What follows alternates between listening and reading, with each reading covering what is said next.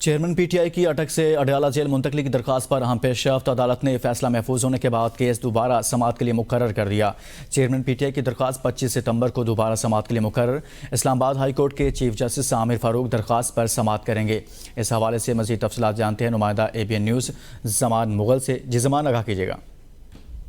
جی بالکل، P T I کے وکلا کی جانب سے یہ پٹیشن دائر کی گئی تھی جس میں استدعا کی گئی تھی کہ اٹک جیل میں چونکہ سہولیات ناکافی ہیں اور چیئرمین پی ٹی آئی کو اٹک جیل سے اڈیالہ جیل منتقل کیا جائے، جس پر سرکار کی طرف سے لیت و لال سے کام لیا جا رہا تھا، جس کے بعد یہ پٹیشن جو ہے وہ فکس ہوئی۔ اس کے پے در پہ سماعتیں بھی اور سماعتیں ہونے کے بعد فیصلہ محفوظ کر لیا گیا تھا، لیکن فیصلہ محفوظ ہونے کے بعد ایک بار دوبارہ یہ پٹیشن جو ہے وہ فکس کی گئی ہے اور کہا گیا ہے کہ ابھی مزید کچھ قانونی نکات ہیں، ان کی وضاحت کے لیے اس پٹیشن کو دوبارہ فکس کیا گیا ہے اور دوبارہ اس کی سماعت ہوگی۔